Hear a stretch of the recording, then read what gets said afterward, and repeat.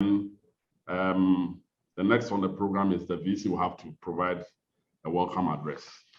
So I'll introduce our Vice Chancellor first. Professor Samuel Neodai is a full professor of hydraulics and water resources and is currently the Vice Chancellor of Accra Technical University. He's a Commonwealth Academic Fellow, a recipient of the National Best Research Scientist Gold Award for Water, Environment, and Sanitation.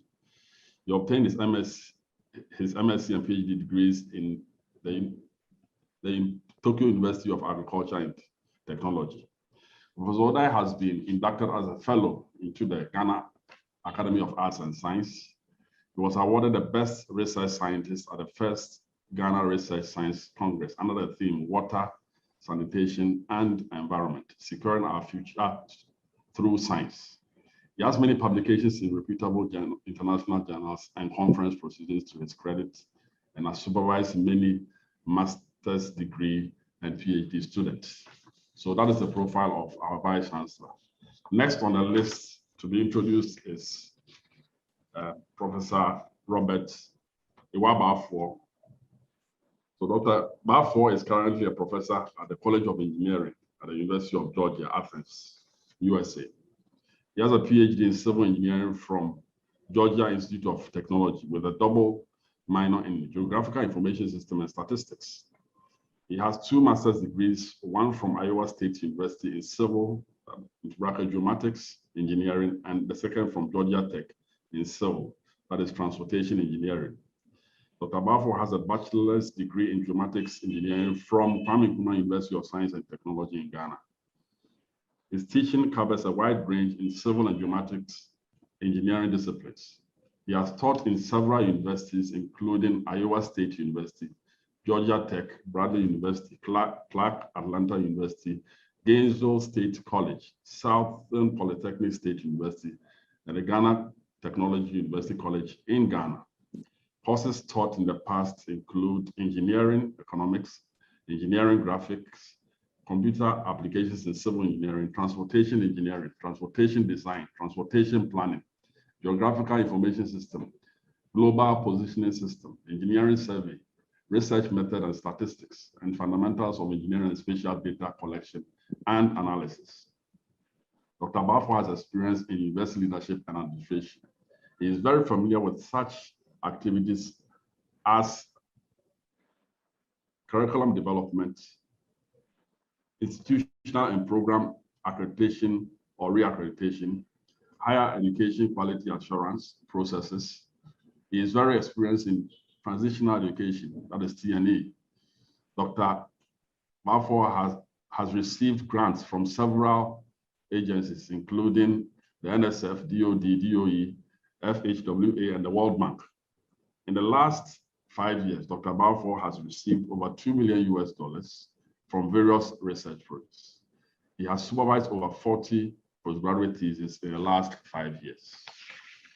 So that is the profile of Professor Robert Iwabafor. Then Professor Felix Kuchinazi is an associate professor in the Department of Mechanical Engineering and is the current dean of the Faculty of Engineering in Accra Technical University.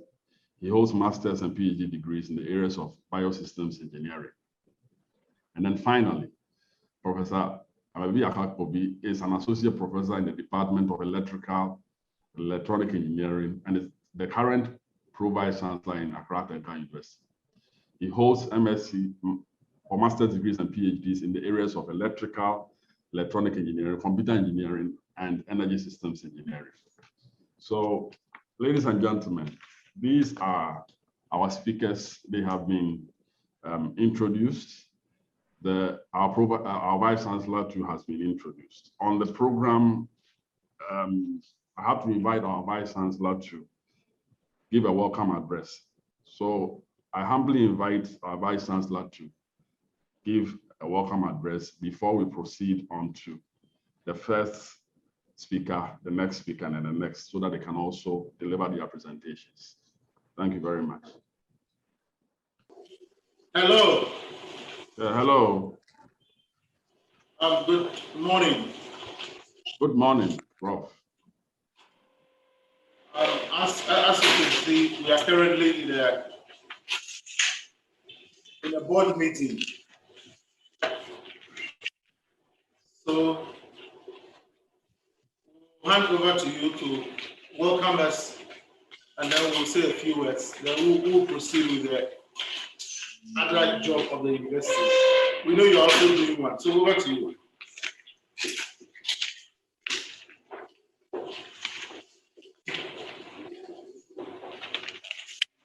Hello, Prof. Yes, hello. Yes, Prof, good morning. Good morning. Yes, I've already introduced you to the participants of the program. I've done an introduction already. So on the program, you have to give us a short welcome address so that you can also proceed with your meeting. Thank you very much, Dr. Nanaya Sabri, our Director for Research, Innovation, and Technology Transfer. I hope you can hear me from there. Yes, Prof, we can hear you. Currently, we are at a meeting, a subcommittee of the University Council on appointments. And we are very happy to be with you this morning. We want to also welcome Professor Bafo from Georgia Tech, University of Georgia. Let me say that, Professor, if we can see away from you, Professor Bafo. Yes, I can see you. I can hear you. As I was sitting here, very good. I called a friend from Tokyo. I called him like 30 minutes ago. Ongunajima, right? He couldn't pick. Okay. He just called me back 30 minutes ago to tell me, hey, this professor. And I said, yeah, he's sitting right here. We are having a conference. So it's interesting that yes, the world is here. I just called him, he gets back to mention your name. So I'm very glad that we have this. Hello, Prof. We can't hear the speaker. Prof. Can you hear me now? Yes, please. So, Professor Bafo, a lot of change. We cannot see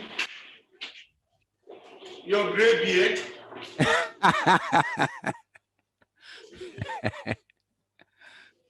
Yes. I'm very happy that we join forces with you to do this. It's really a great opportunity. I remember when I met you first was at Ghana Technology University when you were pro-vice chancellor there. And we worked together successfully for a number of years. So when I met you here, I know at least, yes, this is someone we have worked with and we can continue to work with. So you're welcome on coming on the, is this Carnegie or Carnegie? How do you pronounce it? Carnegie. Carnegie. Yeah.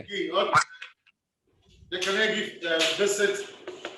Now our hope is that honestly, next time there's going to be also a big reverse visit from ATU to your place. And I'm looking at even possibly 5, delegation of 5, and I will lead them. If I don't lead them, Professor, then one will lead.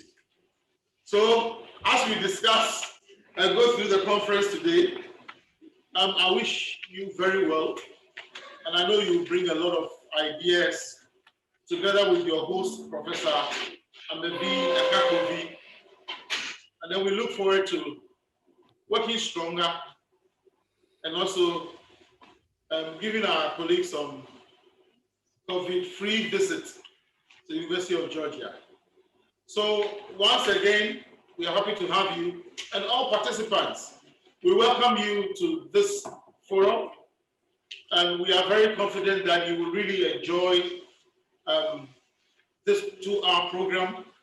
We wish you very well. This morning, as I said, we are here with some of the senior university management in this board meeting. And please, I want us to just give them a wave.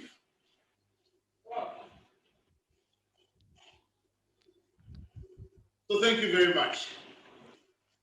Over to you. You want to say a few words before Nanayao takes over? The provider slide is also. Sure. Thank you so much, Prof. I think I'll first say that whenever you are ready to visit the University of Georgia, kindly let me know. I'll work with my dean and the administrative group there so that we can get you there. I really want you to come for a team so that we can, for me, the purpose of this visit is to find a way to make ATU the lead in AT education in the country. And that has been my vision for the past 10 years. And I really want to make it happen. I've already had several discussions with my colleagues back in the United States. And I think the opportunity is there. We just have to make it happen. So whenever you're ready, let me know. We will send you all what you need to be able to come and visit. Not only University of Georgia, I also went to Georgia Tech. That is where I got my PhD. So Georgia Tech does all kinds of innovative things. And I would love to also take you there, in addition to visiting a few other universities in the US. So again, thank you for the opportunity to work with ATU. Hopefully at the end of this visit, you'll be able to craft something significant that will change the way we do business in Ghana and hopefully help the system move forward at least an inch. Thank again. So we will link up. I'm sure I'm seeing you before you leave today. I'll be in your office. Yeah, I'll be here. Yeah, I'll be here. I'll see you. Okay. Okay, so that was this welcome address. We are done with that. So now we move on to the next item, which involves the first speaker, that is Professor Robert Iwabafo, to give us his presentation on the topic online education and MOOCs, challenges and way forward for technical universities. Prof, please go ahead.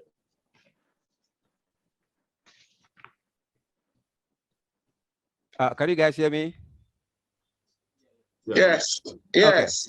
Okay. And please pardon my language. At times I get confused with the American jargon. So yeah, if I use some of the terminologies, I'm not, just being disrespectful. Yeah. So this is what I mean. Can you see my screen very well? Please, we can see. Yes. Okay. We can see. Yeah.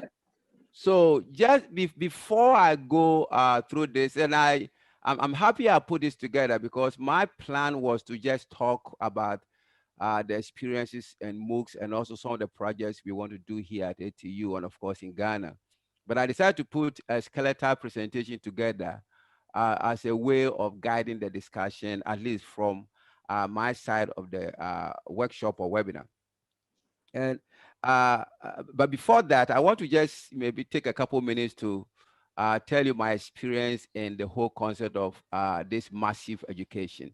I think from the introduction, you probably noticed that I was here for close to about 7 years as the vice president of Ghana Technology University College. We used to call it then. Now it's a government institution. At the time, it wasn't. It was a private institution owned by Vodafone. But now, I think the name is Ghana Communication Technology University or something like that. Now, in the early part of my career at GTUC, we teamed up with the MIT in the US, potentially to create something we call the Commons, the University Commons, which is pretty common in the United Kingdom. What we wanted to do was to find a way to create a platform to share academic resources, mostly engineering. I'm a civil engineer, and that has been my my focus area, engineering in general. And so I remember meeting all the rectors of the polytechnics at Sunyane, maybe 2010, 2011, to talk about how we can make this happen. And this was going to be across the West African sub-region. We got a planning grant. We put a proposal together, but as usual, because the proposal was heavily budgeted towards the United States, they didn't fund it because they thought it wasn't wise to have all the money sit in the US. So the project pretty much died. Since then, I've done all kinds of things. You know, Professor Mevi have written a few proposals as well. We wrote one to the USAID to continue with this project. It wasn't funded. And so 2 years ago, I wrote a very small proposal to begin to look into this, starting with the ATU through the Carnegie Foundation in the US. So I was here 2 years ago to, I think that was 2 years ago to work with ATU. We came with some kind of skeletal project, but it's a very narrow and small and short focus project. So we didn't really get far with it. And then this year, I've changed the scope a bit. We still have the MOOCs as part of what we want to do, but I've also included, you know, capstone design, especially for our engineering students here. Because when I came here 2 years ago, I remember joining the civil engineering students when they were doing their defense. And I noticed, at least the few presentations that I saw sitting in, technically were not civil engineering. They were doing, you know, questionnaire. I mean, I classified them more as, you know, sociology linking to engineering kind of project, which, you know, at some point in engineering, you need that, but not at this level of their career. And so I thought one way of doing that is to find a way to create a system where the students can find a project that they will be proud of, project that they'll be happy with, and project that will go to the market to support the growth of this country. So part of my work this particular time is to work with the faculty to look into how do we get projects that we can call them capstone design project, that the student will incorporate all what they have learned throughout the course of their 4-year stay here at ATU, and mostly also the technical university, so that when they go out there, maybe if they are not able to find a job, they can actually start their own something. And it doesn't matter what they start. That is the background. So, and I want to now switch gear and talk briefly about MOOCs. You know, I fundamentally believe strongly that MOOCs is going to change the way we do business in academia, especially in higher education. And this is taking off, you know, for one of the challenges we have in MOOCs is that it is still, the awareness is still not there. And I'm going to briefly talk about the challenges as we roll through the presentation, which is a pretty short one. But so let's quickly go through what MOOCs is. Now, when you say MOOCs, many years ago, MIT started what they call the MIT Open Courseware. It became very political, it became very controversial in the US because people were arguing MIT is a private institution. And so the argument was, why would they pay fees and MIT will use their fee to develop courses and then put the courses out there for the rest of the world? But it worked out fine for MIT. So MIT Open Courseware started, and back in 2008, the first MOOC, which is massive open online course. A MOOC is a massive, the massive means a lot of people, massive, big, you know, so open is open to the rest of the world. Everybody can take it. It's an online, everything is online, it's a course, you know, just like a university course. The only big difference is generally there's no credit involved. You know, it's not like ATU. If I take, you know, maybe if I take MECH or CVLE or CEC 2000, that is supposed to be maybe a 3-hour course that will go towards my graduation. But most of the MOOC courses generally are not for credit. Now, some universities are beginning to accept some of them for credit. And so that is what a MOOC is. Now, the whole idea of MOOC is to, you know, in essence, educate the whole world. You know, I think Khan Academy came with that concept several years back, you know, focusing on high school and elementary school type education. But the MOOC has become so big now, you know, and actually, let me actually move through some of these slides so I can have some word to support some of the things I'm doing. You know, and if you look at the MOOCs, and I'm going to show you a few examples, and I have a MOOC myself. I have actually developed one, and we'll talk more about that as we move forward.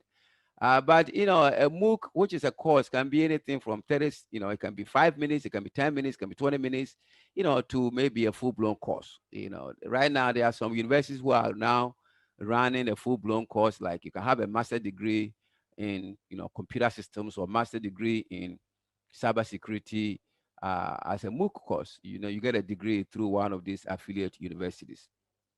One of the advantages of that is they want this to be an affordable program. So generally, most of the MOOCs out there are free, you know, and that is what I really want to be able to promote, that if our students here who are struggling with not having the right lecturer to teach them, not having the right resources, textbooks, if they can have access to such systems, then they should be able to self-educate in a way, you know. And I think this is also arguable. We can discuss it in more detail and find the best solution to make sure our people are taking advantage of what is already out there, because now they are not.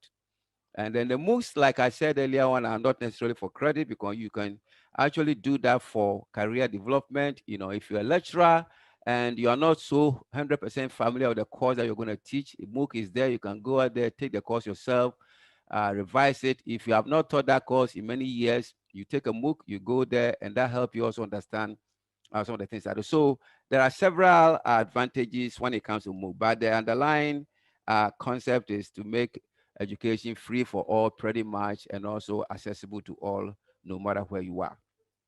There are several examples, and I put Coursera as the number one. Coursera is pretty much the company, and most of these are for profit. You know, Coursera is a company that actually made MOOC a MOOC, because this was started back in 2012 by two professors from Stanford University in California. They put their courses online, and as we speak now, Coursera has, you know, I don't know, maybe 70, I think they have 77 million students right now. 77 million, you know, with an M. And so we have Coursera, you have Udemy. Udemy is a for-profit entity. I actually have a course on Udemy for dissertation writing and supervision. That one, you go there, you buy the course.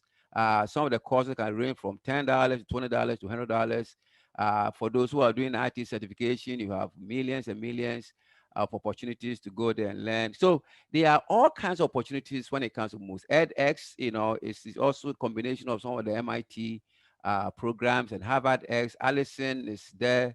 And that, there's the last one you see, Sankofa Learn. Obviously, Sankofa Learn will be coming from Ghana. And that is something that I created. It is brand new, and I would like to partner with as many people in Africa as you want to make it, you know, African-wide, you know, potentially free for Africans. And if you have a course you want to put there and sell, that is also fine. So right now, most of the work that you see there is something that I and a small group that I have are put together. So it's still in the skeletal stage, but as we go and talk about the challenges, you see that we need to create our own MOOC. If we think MOOC is going to be a game changer on the continent, we cannot depend on the Western world to create a MOOC, because I'm going to share with you some of the challenges that we have as well. I'm assuming the webinar is set that after my presentation, we're going to have time to ask questions. So if you have any question, you're welcome to write it down. And then after that, we can spend some time and discuss it in more detail. These are some of the key challenges that you find in MOOCs. You know, generally, MOOCs are not, for instance, if you really want to find any MOOC developed in Africa, you probably won't find money. You know, if you want to find a MOOC in Ghana, you probably will not find money. If you want to find a MOOC teaching tree, you won't find maybe nothing, any. So that means we're going to have issues of language barriers. You know, I've been involved in several MOOC presentations, and you know, the Chinese are struggling with MOOCs because most of the MOOCs are in English. You know, and so they have to find a way to translate it. And in China, you can't do this jet translation. Some of them you cannot even use them because access is blocked. And so those are some of the language barrier is one of the key. Contextualization. I mean, the content, you know, if I'm teaching my course at the University of Georgia, the examples that I will use, I can't use typical Ghana examples. I can't use Kofi or Amma as the person holding the key, but I have to use Jason or Millicent or Abigail or whatever name will make sense to them. And so when they bring the same thing back to us here on the continent, most of them do not make sense because we can't really see them. We can't contextualize it. And therefore, it's one of the issues that we have. And that is why at some point, we as a group of people need to find a way to provide local content to support whatever we do. Of course, we all know the technology infrastructure is probably the biggest. You know, you see the challenges we go through to play video games or play video from YouTube and stuff like that. But I think we are making headway, but we cannot always sit down for the path to be opened by somebody else. I think we need to find a way to open up. So we will talk about some of the things that personally I suggest that we can do to uh, get this done. Of course, we also need training. If you have the system in place but people don't know how to use it, then it doesn't have any value. Now, the interesting part is if you look at the original plan of MOOCs, the plan is to educate humanity, mostly people who don't have access to such level of resources, because MOOC is part of the open education resources. That's a pretty large area where MOOCs falls under, and the whole idea is to make sure people get access to resources to learn. I remember, I went to tech, back in the mid to late 80s, and I did geodetic engineering. And the only books we can lay our hands on were books that were from Russia. And I think somebody translated them, and the language was so bad, some of them you couldn't mistakes, so you can see. So nowadays you have all the resources out there and that you can, but the resources, we don't have access to the resources because we don't have proper internet and stuff like that. And so the MOOCs has now become part of the extension of the privilege, so Americans are diving into this and educating themselves, changing career by taking a 2-month certification course. But we have a young guy who finished Accra Technical University, can just take a 2-month certification course, but the student doesn't have the access, doesn't have the resources to broaden those skills so that that person can get a job in China or in the US or India. So the thing is still there, but it is not serving our needs. And that is the challenge that I think we have. And we need to move on. So let's briefly talk about the way forward. Now, obviously, if you take the individual problems, then you can do back-to-back solution and say, well, if it is in a different language, let's do translation. So that means you're going to have to sit down and translate it. And I find it so interesting. And this is where I fought our own people here in this country. If you turn the TV on in Ghana here, you notice, there's, I think, one of these Spanish programs, it's a soap opera. It's fully translated into Twi. Yeah, if it is, I think the original language is Spanish. It is fully translated into Twi, so everybody can watch it. But you're not going to find a MOOC being translated into even a common language that we can see. I remember when I was at GTUC many years, I went online, found a very solid course on digital signal processing because I was struggling with that course. My students were struggling with that course. I think the lecturers were not that strong, so the students were not doing well. So I went out there and found a DSP from a retired professor emeritus in one of the IITs in India, brought it to the student. It made some change, but the accent of that particular professor was also heavy that some of the student couldn't understand. So we need to look into some of these things. How do you translate existing MOOC that is good, but need to be polished a bit, and so those are some of the way that we can do to get things done. Of course, we need to also find a way to change the content a bit. If the examples is using the Mississippi River, then maybe we should use the river Volta here so that people can actually relate to it very well. So doing some augmentation and also content development is one of the possible solutions to make sure MOOCs will be used effectively here in Ghana, especially also through ATU.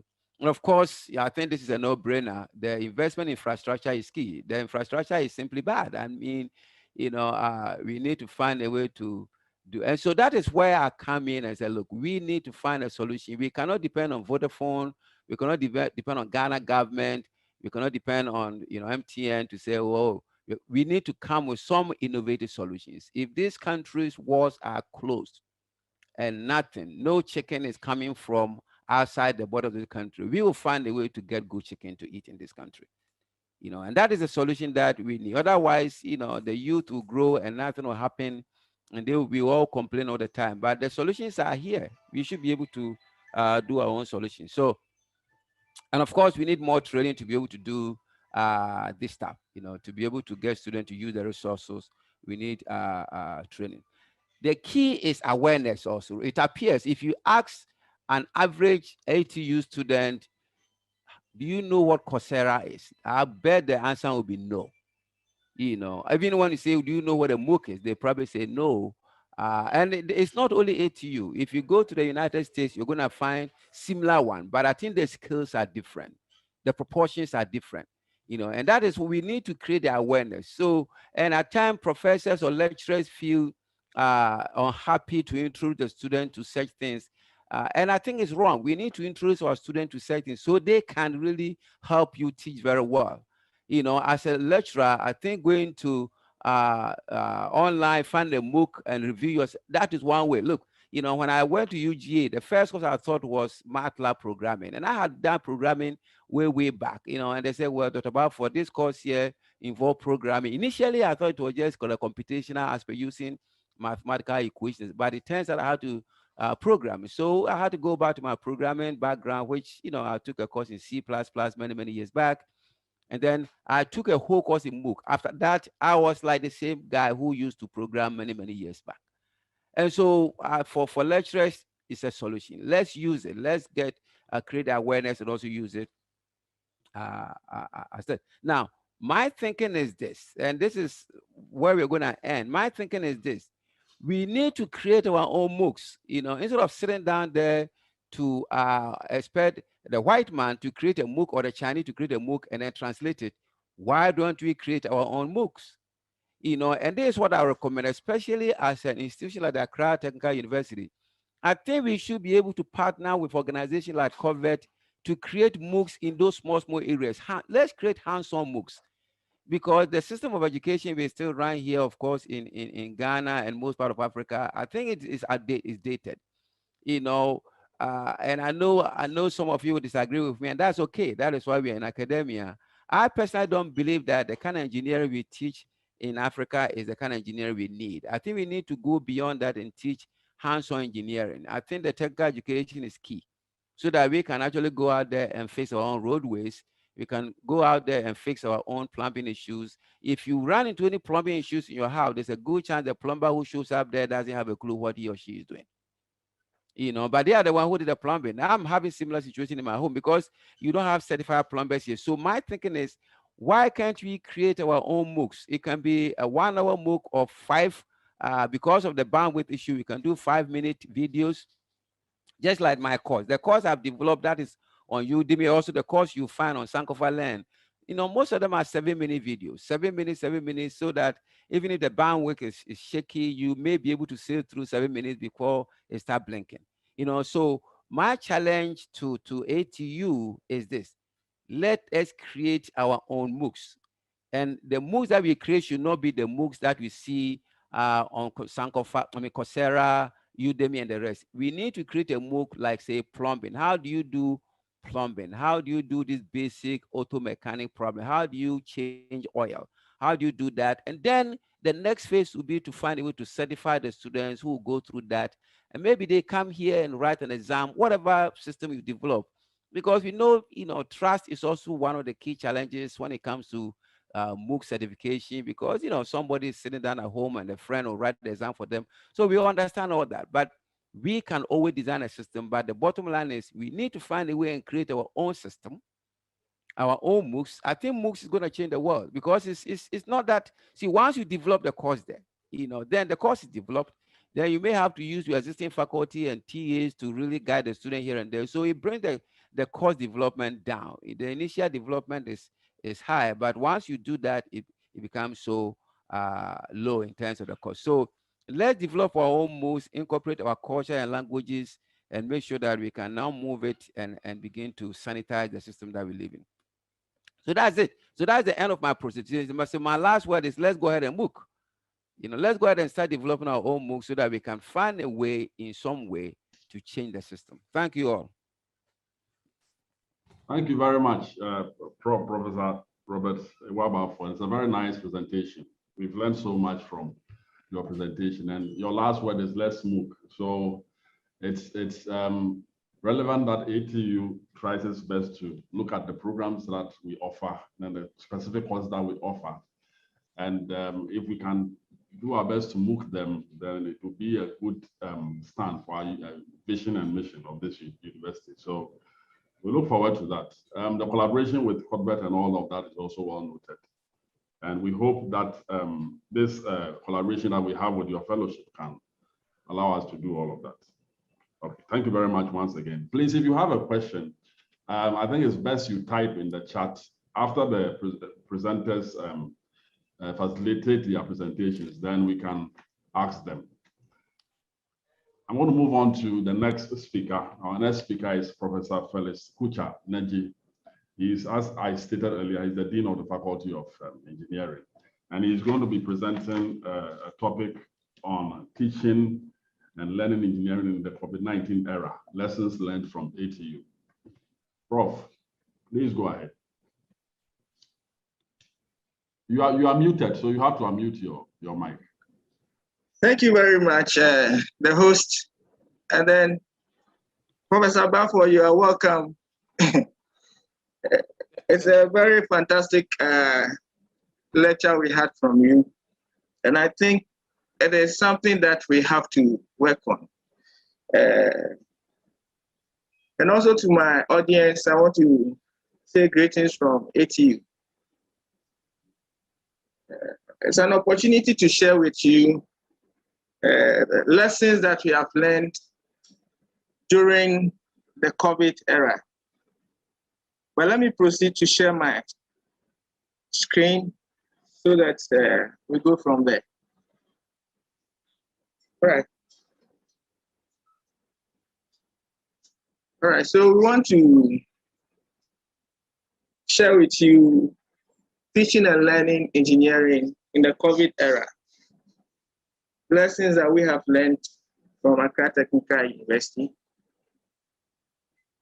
And I must say that we're still in the COVID era, and the measures, we are a bit measured and then managing our expectation because we are not out of the wood yet. But we think that measures so far put in place will help us pan out very well. But we pray that everything comes and there is no wave again coming up. Now, as a way of my presentation, we're going to reflect on the teaching, learning of engineering in the pre-COVID era. And then we recount the teaching and learning of engineering in the COVID era. Then we juxtapose, we compare what's happened. And then from there, we draw our lessons and then share our lessons with you on this platform. Please, can you go into the presentation mode? Okay. Okay, so as I was saying, we want to reflect on what happened during the pre-COVID era, and then recount teaching and learning during the COVID era. Then we juxtapose the two together. Then we draw lessons from it as regards the teaching of engineering. Now we want to refresh our mind. So teaching encompasses so many areas. And one is the curriculum planning and phasing, instructional phase, as well as the evaluation, that is assessing the students.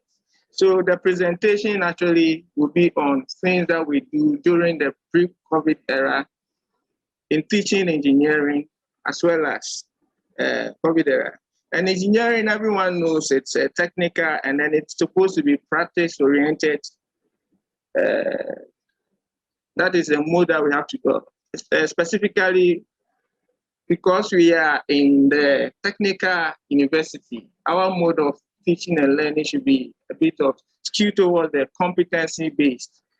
So now, let's come to the COVID era, the pre-COVID era. The means of instruction that was solely available then was the traditional, the face-to-face. That was the only thing that we're using in ATU. And as you can see in the picture, that is it. You have a lecturer doing lectures with the students on face-to-face basis. Sorry. Then practicals and laboratory workshops was also done by sizing up the students and then conducting them through this kind of face-to-face interactive practical lessons. And it was augmented also with field trips and industrial attachments in order to give them exposure to industrial-related areas. Now, the library materials and facilities were also accessed in person. The students have to go to the library to access this material. There was no online learning management in place during the pre-COVID era. And then, of course, there was a dedicated Wi-Fi system, and then LAN. Once you're on campus, you're able to access the internet in use. Then all of a sudden, COVID dropped out on us.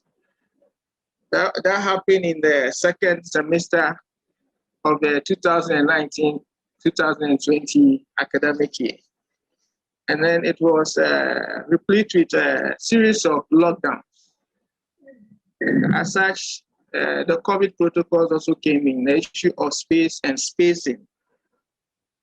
And then what was inevitable was the online or remote teaching now, because if you don't do, everything will come to a stop. So we were actually at a crossroad at the time.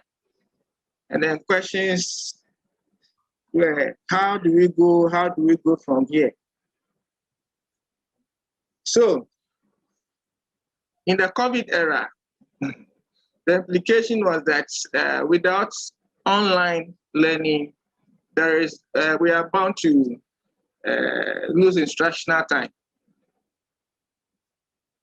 And so based on the situation at the time and decisive leadership with the dedicated team, they were able to deploy the online system with speed during the semester, course of the semester. But as the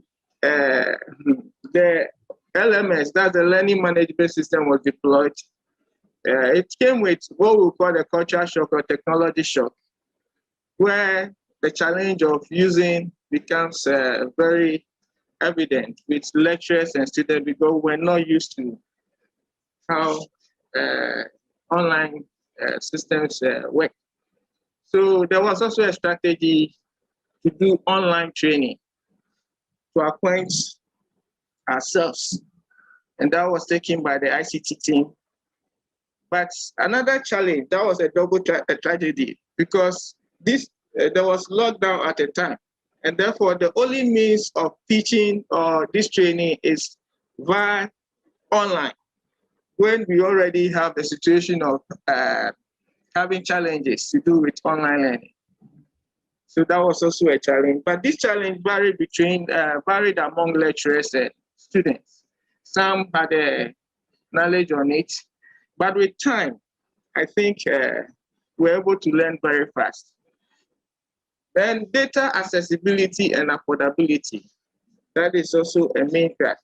You will realize that with the online teaching, there was a situation where students from maybe the hinterland, the remote areas, because there was lockdown, everybody had to go back home. It was difficult accessing online teaching, learning. So this was evident in teaching. You see students joining, rejoining, and some because of not being able to afford data wherever they are. That was also, and another thing is about the means of accessing these lectures. Some were not having this equipment that they're able to use to access the internet. And that one, though some Androids and some iPhones will have it, but the versions cannot, various versions cannot support some of the apps.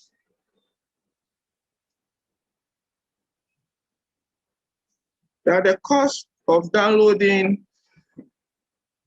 these demonstration videos and what have you was also a burden for students.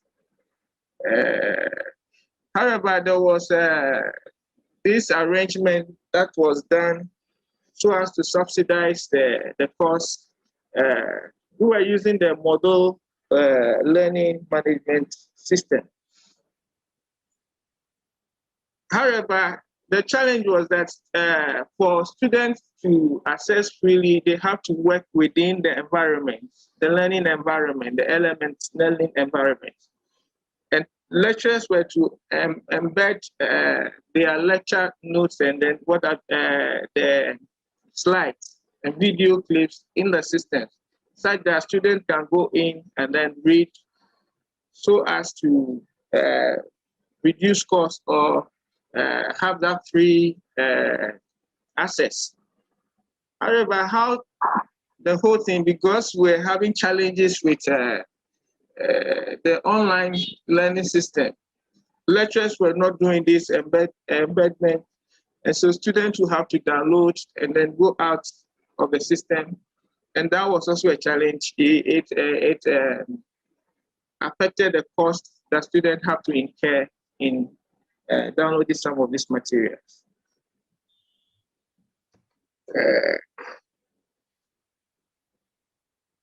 Now, in the pre-COVID era, the library also came out with materials. The library came out with materials in the COVID era, online materials and systems that can help students to remotely access lectures. Learning materials. They can place order for books that they need, and then they can get e-resources from wherever they are. I think this was not in place during the pre-COVID era, but I think the library would have to give kudos to them because they have done a lot of sensitization and then conscientization. And I think that during the COVID era, they were so innovative, and I might applaud them for that.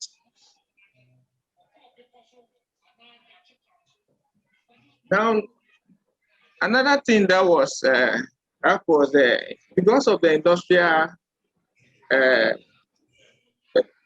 because of the lockdown, there was nothing like workshop practices, field trips, and industrial attachments as hitherto was done in during the pre-COVID era.